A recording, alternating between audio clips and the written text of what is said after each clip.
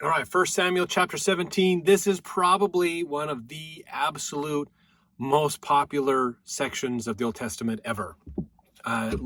Seriously, it's probably one of the highest ranking ones up there because we get into the famous stories of David, the young boy who is going to become the king of Israel.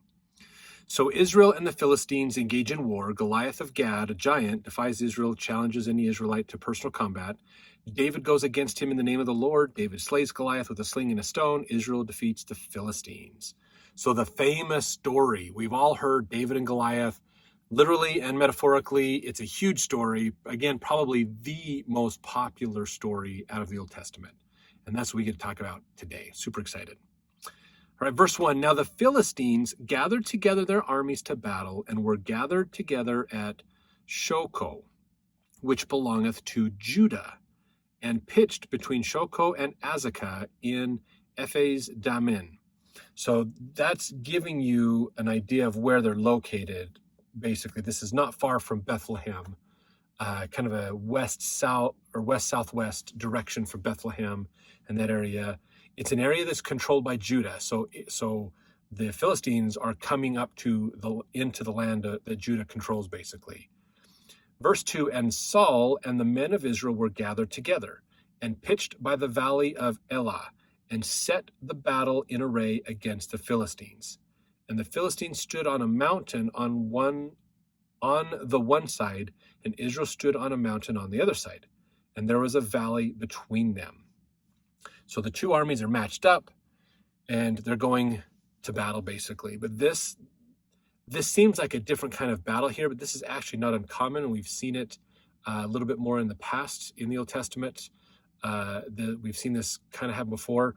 Sometimes what happened, and I can see this coming out as a logical extension of war.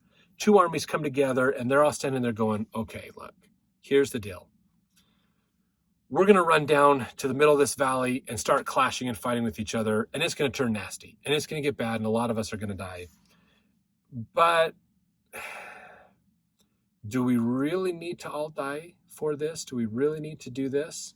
So they came up with a new way of doing things, rather than necessarily the two, and these kinds of conflicts are happening all the time for Israel. So rather than have them always come down to fight against each other, they decide, you know what, we're going to get together and we're going to pick our best guy, and you pick your best guy, and whoever wins out of those two, basically that army wins. And then we can decide to fight the rest of the way or not. So verse 4, and there went out a champion out of the camp of the Philistines named Goliath of Gad, whose height was 6 cubits and a span. So this is some interesting things we're going to learn. So the Philistines are like, look, we're going to send our best guy out. You send your best guy out. We're going to take you on. And I'm sure the Philistines are like, dude, we got this hands down. Hey, Judah, we're coming up against you.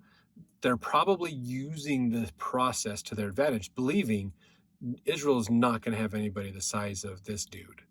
Okay, if you remember, there is, it's mentioned in Genesis and a few other places that there was a race of giants that had emerged way back, during the Tower of Babel time and those kinds of eras.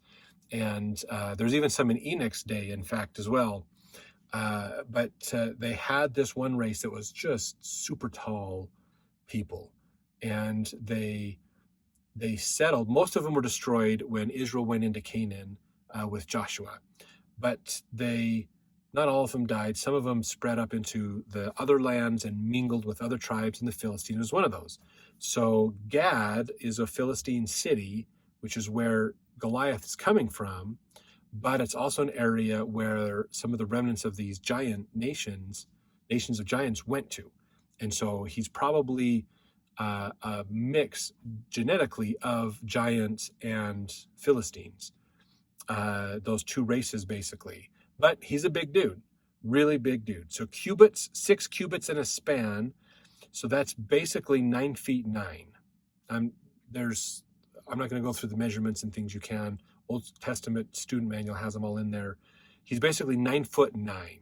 This is one tall dude. So if you imagine the basketball hoop in a college or in a standard court is 10 feet.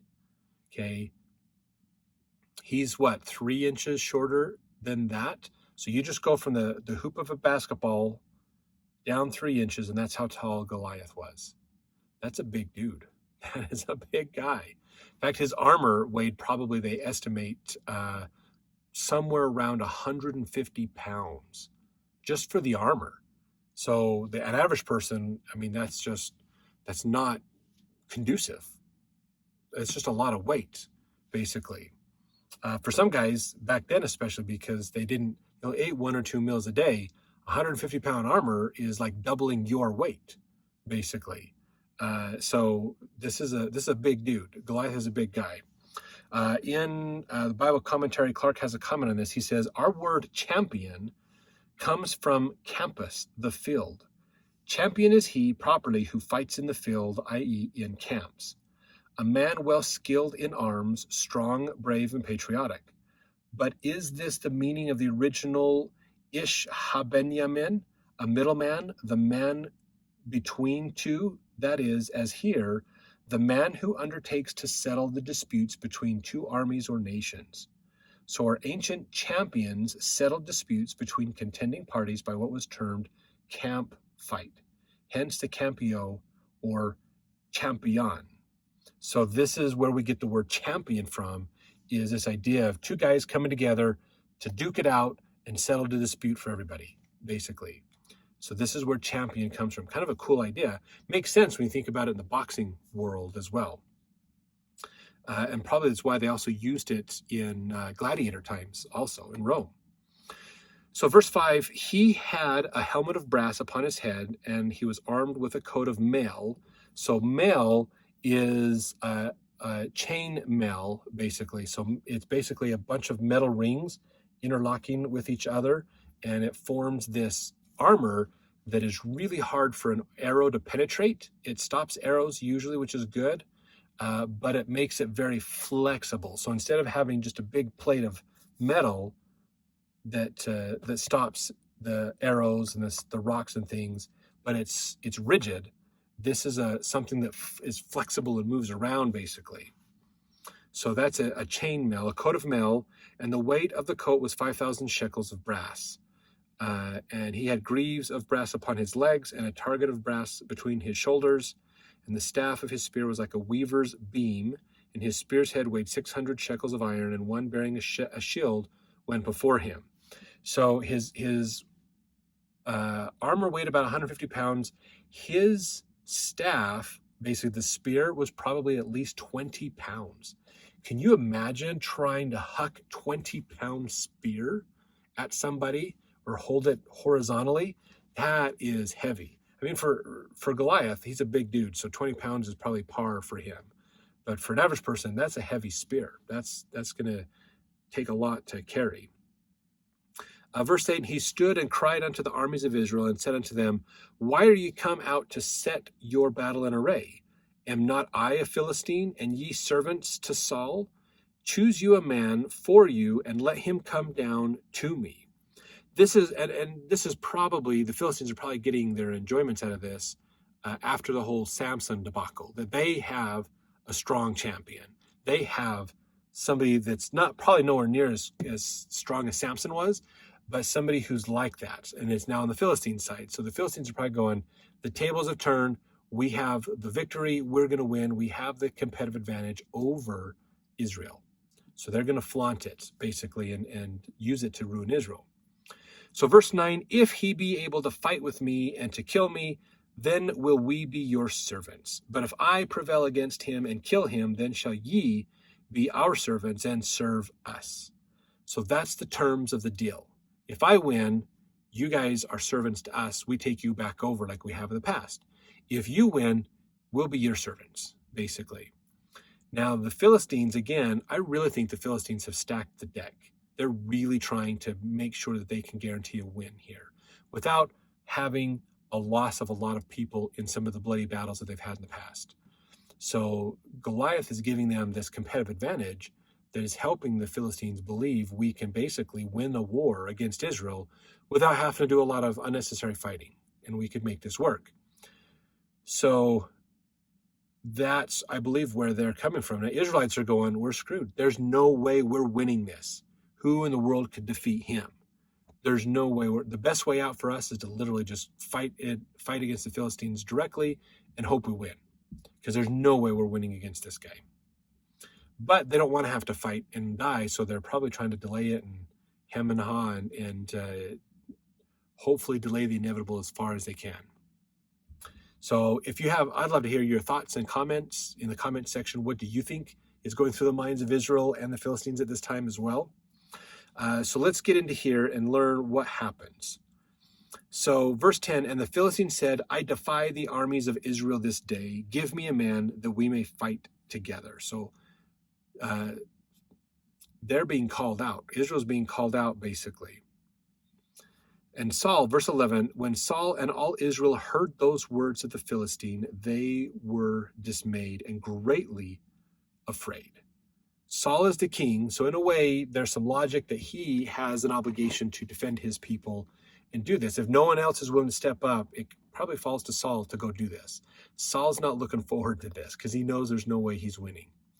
Now, of course, we have to look at this, and David is about to bring a different perspective to this fight and help them realize that they're not thinking the correct way about this fight and how it's being framed. Verse 12, now David was the son of that Ephrathite of Bethlehem, Judah, whose name was Jesse, and he had 8 sons, and the man went among men for an old man in the days of Saul. So saying David's a smart dude. He's a really wise guy, kind of like has wisdom like an older gentleman, but he's not an old guy, basically. Verse 13, and the 3 eldest sons of Jesse went and followed Saul to the battle. So they're the big guys, Eliab, strong, burly guy, good soldier. They're going off to battle. The names of his 3 sons went to battle was Eliab the firstborn, unto him Abinadab, and third Shammah. So those are the 3 we remember hearing about last chapter, but they were not picked to be the king, but they are the tough big guys, and so they're the good soldiers. David, verse 14, David was the youngest, and the 3 eldest followed Saul. But David went and returned from Saul to feed his father's sheep at Bethlehem. So this is interesting. David was made Saul's armor bearer, and Saul's going into war.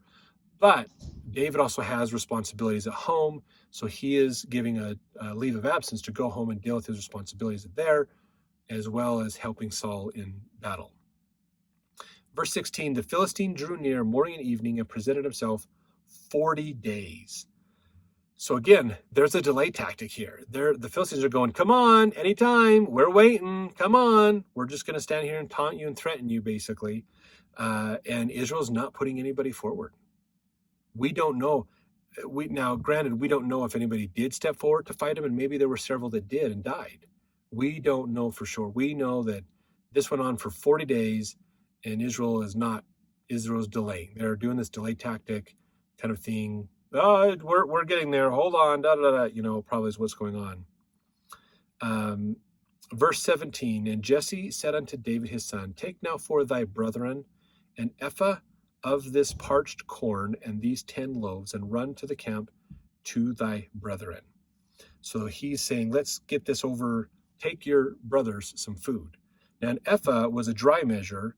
That's roughly the equivalent to, 3/5 of a bushel. So about 22 liters. So quite a bit of corn, parched corn. So it's probably, they dried it and then they pluck it off the kernel, pluck all the kernels off the cob. Basically, they dried it out so the corn stays. Probably used it also as a corn flour, corn mill.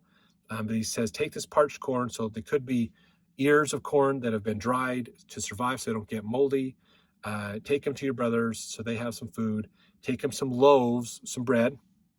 Go to the camp to give this to thy brethren.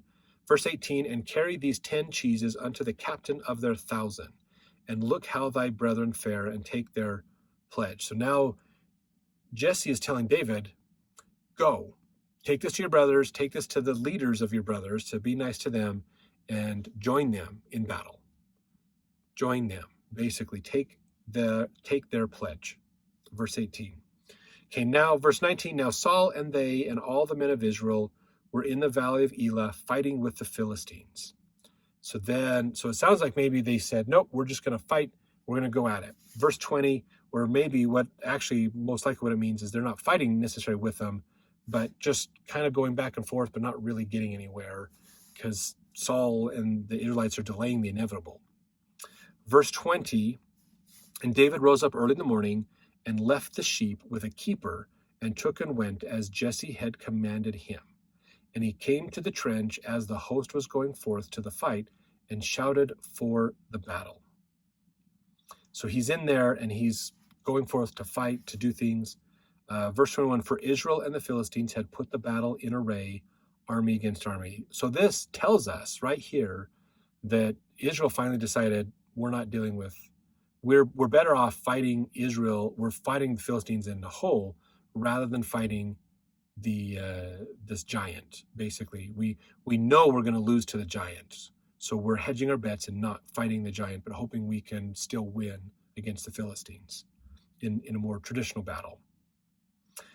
Verse 22, and David left his carriage in the hand of the keeper of the carriage and ran into the army and came and saluted his brethren. And as he talked with them, behold, there came up the champion, the Philistine of Gath, Goliath by name, out of the armies of the Philistines, and spake according to the same words, and David heard them. So there's probably a lull in the fighting that's going on at this point. As David gets there, it sounds like he sees the fighting going on. He jumps, he came to the trench as the host was going forth to the fight, shouted for the battle. So he's like getting in there to fire up and go with them. They're probably fighting, and then eventually the fighting stops. He goes and finds his brothers, gives them their stuff, talking with them, and Goliath comes out going, hey guys, you're not winning. Bring out your champion and we'll settle this right now. Verse 24, and all the men of Israel, when they saw the man, fled from him and were sore afraid. Verse 25, the men of Israel said, have ye seen this man that has come up? Surely to defy Israel is he come up. And it shall be that the man who killeth him, the king will enrich him with great riches and will give him his daughter and make his father's house free in Israel. So there's a big reward that the king has put out going, okay, if anybody's going to step forward, I'm going to pay you a lot of money. You get to marry my daughter, which means you are my son-in-law. You are in line for the throne possibly as well. You're in the royalty, and your father's house is free in Israel. That probably means they're not paying taxes. They're not having dues put on them, imposed by the king. They aren't going to be servants of anybody else. They're not slaves. They're not servants to the king. They own their own stuff, and they're free to do whatever they want, basically. This is pretty nice. I mean, you got to think about it for their time period. That's actually a heck of a reward. But you got to kill the nearly 10-foot giant. And if you can't, then you die.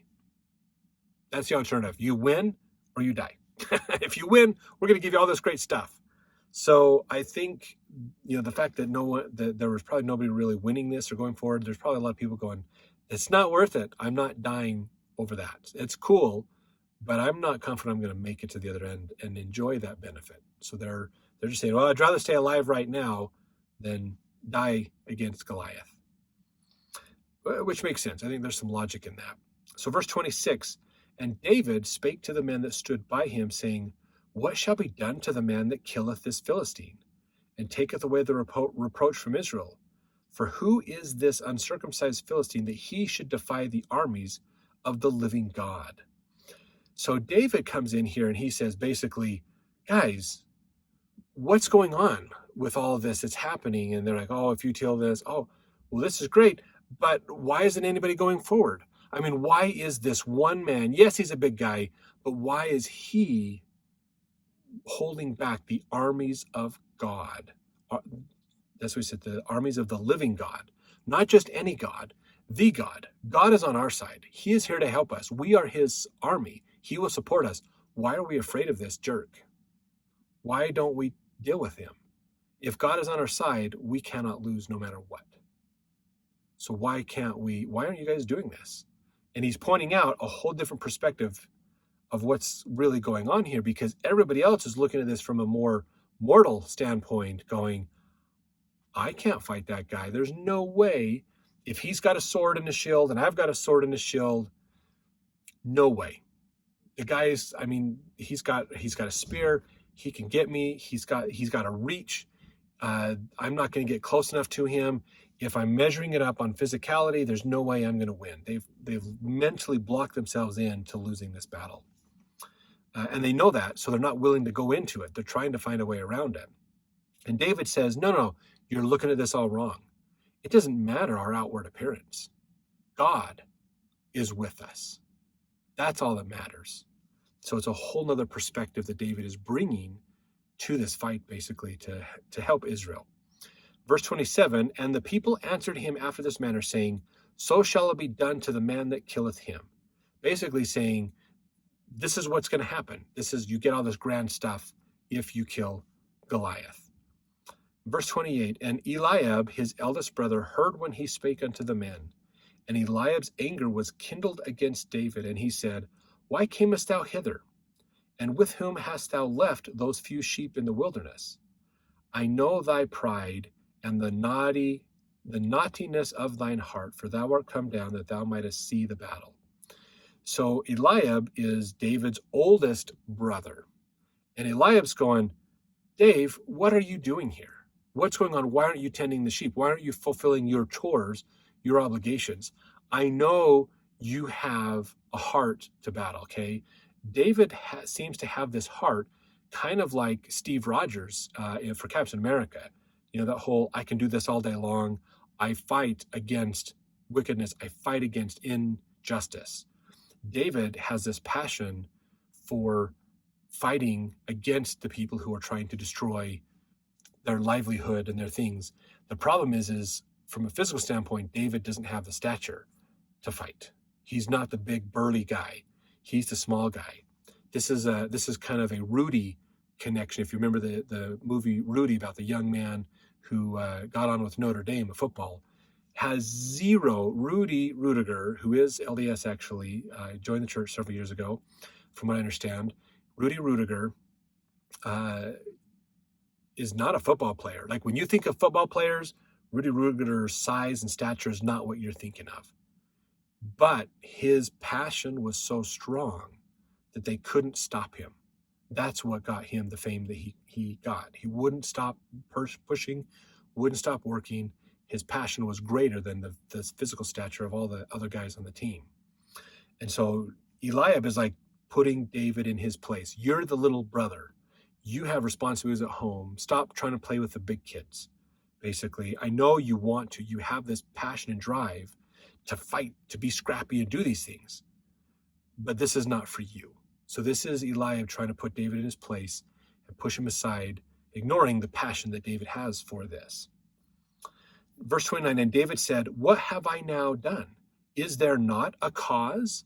So he's going, but what are you talking about? Isn't there a reason? Shouldn't I be able to defend my own family and my country too? Isn't there a reason that I should be supporting this war effort as well? Verse 30, and he turned from him toward another. So he's turned away from Eliab to talk to somebody else and spake after the same manner. So he's telling them, guys, I have just as much reason to be here as you. Why can't I be here? I'm not the fastest. I'm not the tallest. I'm not the strongest. But this is still my land. This is still my family that the Philistines are threatening. I have every right to be here as much as you do. That's what David's trying to convey to them. Verse 31, and when the words were heard which David spake, they rehearsed them before Saul, and he sent for him. Remember, David and Saul know each other. They're kind of good friends. David played the harp to help Saul soothe his the evil spirits, or which is probably anxiety. You can go look at chapter 16, the last chapter, to get more on that. And Saul's probably like, David's here? He's my armor bearer, but I didn't bring him into battle. He was at home. So bring him here. Verse 32, and David said to Saul, so now David's up with Saul, let no man's heart fail because of him. Thy servant will go and fight with this Philistine. There's probably a little more between verses 31 and 32 that's going on here, basically. So Saul gets word, David's here. David's here? Really? I know this guy. He's like a guy, this guy is honest. He's integrous. He's a hard worker. He's very dedicated. He's got the heart of a warrior, not the body of a warrior, but a heart of a warrior. He's here. Bring him. And Saul's probably like, David, what are you doing here? What's going on? I know you mean well, young David, but you're not the guy we're looking for. You're not military type. You're Steve Rogers, dude. Before the serum, you're too small.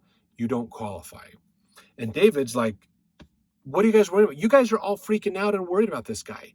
There's nothing to worry about. I'll tell you what, I'll go take care of Goliath. I'll take care of him. I will do it. Verse 32, and Saul said to David, thou art not able to go against this Philistine to fight with him, for thou art but a youth, and he is a man of war from his youth. So Saul's trying to point out to David the mortal logic of not only is this guy giant, but he is basically bred to fight. He has been a brawler and a fighter his whole life. You are still young. You're not into that stage yet. You haven't hit that level of puberty where your body grows and you take off to become a warrior. Again, Dave, you don't have the warrior's body. You have a warrior's heart, not the warrior's body. This is not going to be a good thing for you. So Saul is again measuring physicality in this logic as to why David shouldn't do this. Verse 34, and David said unto Saul, thy servant kept his father's sheep, meaning I, David, kept my father's sheep. There came a lion and a bear and took a lamb out of the flock. So now David is now telling Saul something that happened while they've been at war, basically. And he says, while I was tending my dad's sheep, a lion and a bear came and took a lamb out of the flock. Verse 35, and I went out after him and smote him and delivered it out of his mouth. When he arose against me, I caught him by his beard and smote him and slew him. So there's two stories that are getting jumbled together here. One is a lion snuck in, okay, and lions, they're going to be hunkered down, sneaking in to take out a sheep. If a lion's coming in and the lion has a beard, that's a male lion. From the things that we know, most male lions don't do the hunting unless they're not in a pride. If they're on their own, then they have to find food on their own. If they're in a pride, then it's the female lions that are doing the hunting. Sometimes the males will, but the males are more about defending the pride, fighting the other lions off, the other threats off, rather than doing the hunting for the food. If you ever watched Lion King, you kind of get that analogy out there. So if a lion that has a beard is coming, then, or a mane that he can work with, and this is probably a lion who has wandered away from the pride and he has been kicked out of the area and he's scrounged. He's looking for food. He's looking for something. He's probably starving. He's going to take out one of these sheep. So he is out of context of where he should be, basically.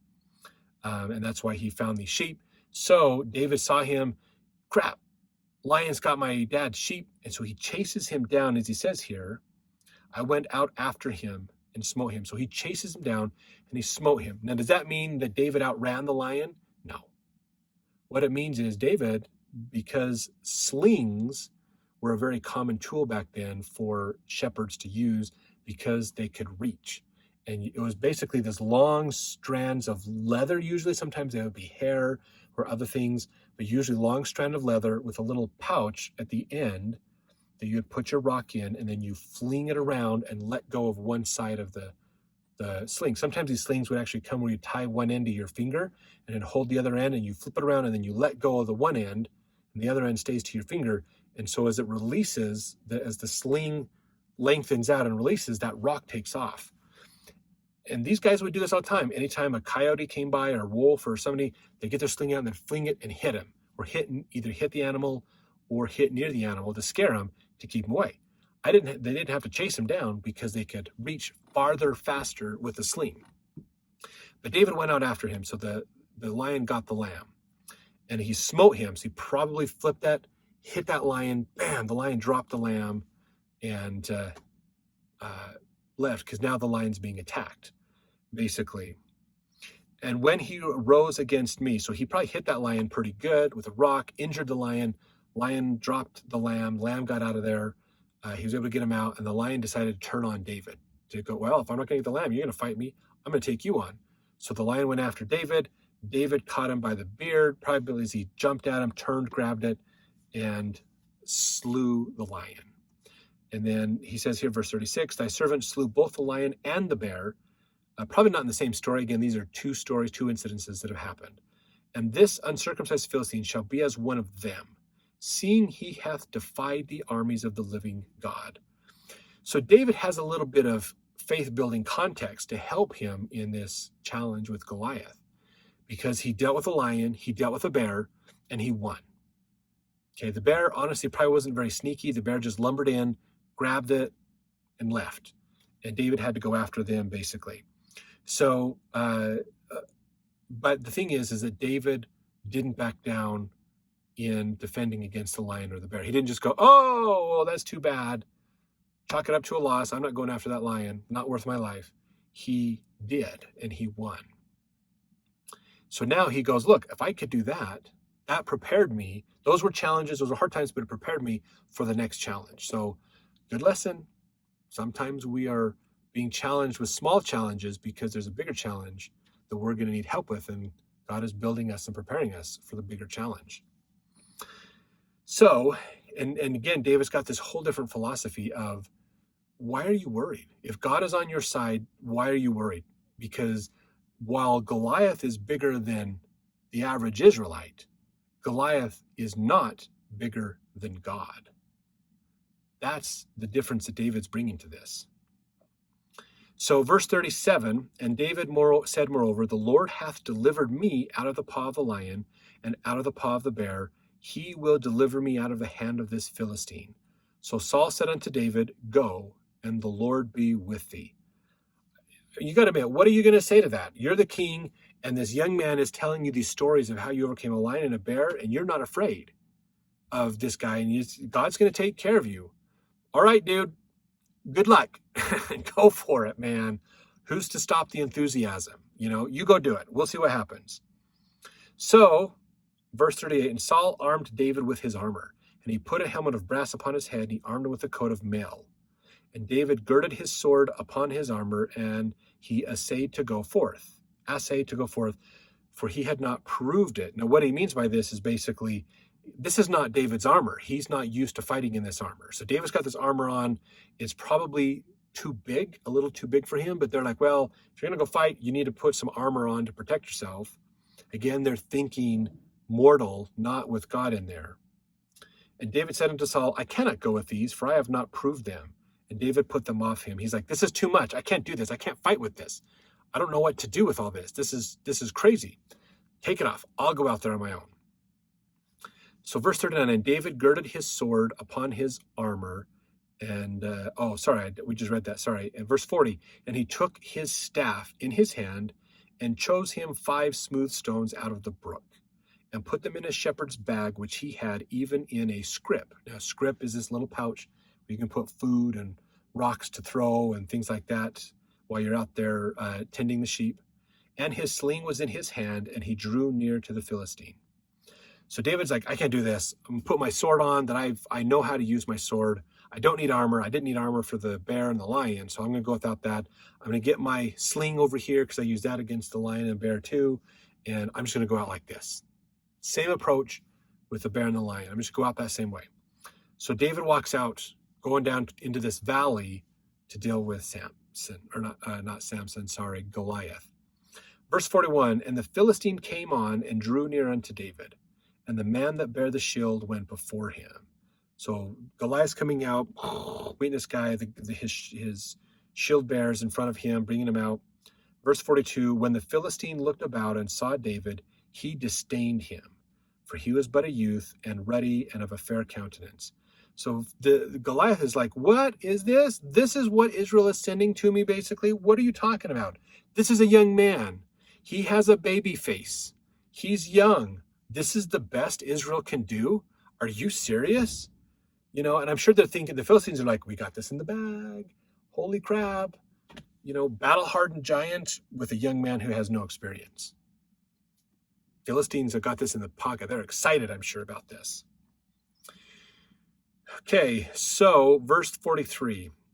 And the Philistine said unto David, Am I a dog that thou comest to me with staves? And the Philistine cursed David by his gods. So Goliath is taunting David. Basically, you're coming out here with a staff. You have a shepherd's staff, not even a spear. Am I a dog? Are you going to hit me? Are you going to paddle my back because I was bad? I was a bad dog. What are you going to do with this? Basically. So he's taunting him. Verse 44, and the Philistine said to David, Come to me, and I will give thy flesh unto the fowls of the air and to the beasts of the field. So again, another taunt from Samson, I keep saying that, Goliath, saying, Come here, kid. I'll tell you what. I am going to rip you to shreds, man. I am going to destroy you. This is going to be the easiest fight of my life. You are going to lose big time. So now, verse 45, then David said to the Philistine, Thou comest to me with a sword and with a spear and with a shield. But I come to thee in the name of the Lord of hosts, which means God of war, the God of the armies of Israel, whom thou hast defied. So David's coming to him going, It's not me you're dealing with. I'm just the deliverer. It's God that you're dealing with. You have offended my God, and that is why I am here. Verse 46, This day will the Lord deliver thee into mine hand, and I will smite thee and take thine head from thee. And I will give the carcasses of the host of the Philistines this day unto the fowls of the air and to the wild beasts of the earth, that all the earth may know that there is a God in Israel. Talk about some righteous indignation there. I mean, David is like, I know God is with me. He is going to protect me like he's done in the past. This is just the next level up of my faith, basically, and you don't stand a chance. Not because he doesn't stand a chance against David, but because he doesn't stand a chance against God. How often do we sell ourselves short on doing things? How often do we pull back from even callings because we're afraid of ourselves, our mortality, in the ability to do that calling? But we forget that if God is on our side, who is to stop us? If God is going to help you in your calling, then it doesn't matter your abilities in the calling. It's coming from God. So just remember that anytime you get a calling, especially if you get a calling that really pushes your capacities, if you feel like I am like so underqualified for this calling, realize that God's not calling you to do you. God is calling you to work through you to do a great work. That is why you're being called. It is to build your faith, exactly like what David is experiencing here. So remember that next time you get a calling, okay? If God is with you in there, then you don't need to worry about it, basically. You're going to be just fine because God is going to work through you, okay? So verse 46, This day will the Lord deliver thee into my hand. Oh, sorry, I think I just read that one. Verse 47, And all this assembly shall know that the Lord saveth not with sword and spear, for the battle is the Lord's, and he will give you into our hands. So David's saying, look, God is not going to win the way you think it's important to win. He's going to win the way he knows is best to win. Verse 48, And it came to pass, when the Philistine arose and came and drew nigh to meet David, that David hasted and ran toward the army to meet the Philistine. So David comes out, and Goliath gets up and starts to come down, and David runs down, taking an advantage opportunity here. Verse 49, And David put his hand in his bag and took thence a stone and slang it. So David's charging, coming at Goliath. Goliath's like, okay, whatever, get my stuff ready. I'll take, as soon as this kid gets to me, I'm going to just cut him in half with my sword. Basically, it's probably what Goliath is thinking. He's like, whatever, it's going to be the easiest thing. David's charging, coming aggressive at him, gets his stone out, puts in that sling, starts flipping that sling around as he's running towards Goliath, flings that sling, hits him, Goliath, right there, basically, is what's going on here. So he says, verse 49, took a stone and smote the Philistine in his forehead, that the stone sunk into his forehead. and he fell upon his face to the earth. Now, this has got to be such a mind-bending experience for everybody else. Goliath gets up, okay, the kid's running at me. I'm going to get my sword ready. As soon as that kid's in reach, I'm just going to swing my sword and basically obliterate this kid. Because even if he stops my blow, the force of my sword and energy moving is going to knock him flat on his butt. He's going to be out. And then I just got to finish him off. So if I don't catch him the first hit, if he blocks that first hit, the second one is going to get him because he's not going to be able to stand up against the energy of my hits. So that's what probably Goliath is thinking. So David comes right at him, flings out sling, is basically he's still out of sword reach. They're not close enough yet. So he's using a longer range tool, the sling, to hit him. And pop, hits him right there. It's probably one of the few spots on Goliath's head that wasn't covered by armor, on his face. Whacked him, and it hit so hard, it went into his forehead. Okay, now I don't know if you know much about this, and if it hits up here, of course, we have a skull. It's hard bone. Goliath is 9'9". It's probably a pretty thick skull. Now, it could have been maybe down off to the side. There is a spot up in here, basically, where it could have, where the nose is, it kind of hit that cartilage and went around it. But if it went straight into his forehead, which is hard, that's thick, okay, that's crazy. Now, it could be that there's maybe a birth defect that Goliath had. That skull wasn't formed properly or something and hit. But it nailed him right in a spot that caused Goliath to fall on his face. So he got hit, and he just falls over, bam, right on the ground. Maybe he hit his knees and then went down the rest of the way, but he's shocked. So maybe not dead, okay? Maybe not dead. But you got to realize that is a hit. So when you think about when David's throwing these rocks at the lion, he probably wounded the lion and the bear big time, which is why they let go of the lamb, because they're like, oh, I'm now being threatened with my life, and let go of the lamb, and then turn around and decide I'm going to take on David. That is a hit. That is a big hit. Now, just because he hit him there doesn't guarantee he's dead. There's actually a legend in the town of Deadwood in South Dakota of a gentleman who got shot in the forehead. The bullet actually hit his skull and lodged kind of next to the brain, like inside. He had a hole from there. He lived 30 more days before an infection got there and basically killed him. He died from the infection. He didn't die from the gunshot wound. He lived for 30 days. If you go to Deadwood today in South Dakota, up in the Black Hills, north end of the Black Hills, they reenact the scene of him getting shot. It's pretty cool. It's actually fun to see. A lot of good stuff to see in Deadwood. But the thing is, he lived for 30 days. And it's not uncommon for that to happen. So what's probably going on here is Goliath is unconscious. Goliath is stunned with what has just happened.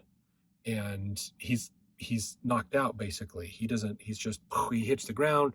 He's unconscious. Okay, David's hit him. So he's out. Not dead, but he's not conscious anymore. So verse 50, so David prevailed over the Philistine with a sling and with a stone, and smote the Philistine and slew him. But there was no sword in the hand of David. So they put that in one verse just to remind him he didn't kill him with the sword. He killed him he slew him, basically got him down, took him out of the fight with a sling. Okay, verse 51, therefore David ran and stood upon the Philistine and took his sword and drew it out of the sheath thereof and slew him and cut off his head therewith. And when the Philistines saw their champion was dead, they fled. So David gets up on top of this big guy, takes out his sword, chops his head off. Now the Philistine is truly dead. Goliath is gone. And the Philistines are like, oh my gosh, this is not going to work. Probably the single biggest reason they came to fight was because they had Goliath to work with. They've lost their competitive advantage. The Philistines don't want to fight now, basically, because it's a man-for-man battle. And if you don't have overwhelming odds, there's no guarantee you're going to win. Verse 52, and the men of Israel and Judah arose and shouted and pursued the Philistines until thou come to the valley and to the gates of Ekron. That's a Philistine city. And the wounded of the Philistines fell down by the way to Sharim, even unto Gath and unto Ekron. So the Philistines are like, oh crap, we got to get out of here. They fled. They ran home to get into the walled cities that they had built up. Judah is like, yay, we won. He's gone. We're going to win. We've got this. So there's this big resurgence, big energy. They're running after the Philistines, trying to kill as many of them as they can as they go. And that's where we end that story, basically, right there, where they're fighting and the Philistines run back to their walled cities. Verse 53, and the children of Israel returned from chasing after the Philistines, and they spoiled their tent. So the Philistines didn't even stop to pack up. They left their supplies. So Israel is now enjoying taking all the supplies that the Philistines left behind. Verse 54, and David took the head of the Philistine and brought it to Jerusalem, and he put his armor in his tent. And when Saul saw David go forth against the Philistine, he said unto Abner, the captain of the host, Abner, whose son is this youth? And Abner said, as thy soul liveth, O king, I cannot tell. So now this might sound strange. Like, why is Saul forgetting David? David knows Saul. Saul told David, good luck when you go fight Goliath. So what's really happening here, some of the scholars have talked about this, is Saul's going, he knows it's David. He's going, do I really know who this guy is? This is the side of David I've never seen before. Who is this young man? What family does he really come from? He's questioning, do I really know who David is? He plays the harp for me. He does a great job. He soothes my anxiety. He's an honest, hardworking young man, but he just took out Goliath. Who is this young man? Holy crap. Why have we not been using him more in battle? Look at this kid. Ho ho. Verse 16, and the king said, inquire thou whose son the stripling is. And as David returned from the slaughter of the Philistine, Abner took him and brought him before Saul with the head of the Philistine in his hand. And Saul said to him, whose son art thou, thou young man? And David answered, I am the son of thy servant Jesse the Bethlehemite. So again, David, whose son are you? What's going on? Why are you this amazing young man? And why have we not been leveraging this more? So now Saul's seeing the other side of David and realizing this kid is something else. Holy cow. So let's see what happens now in the next chapter. Now that Saul knows this ability, this amazingness that David has, let's see what Saul does with David next. We'll see in the next chapter.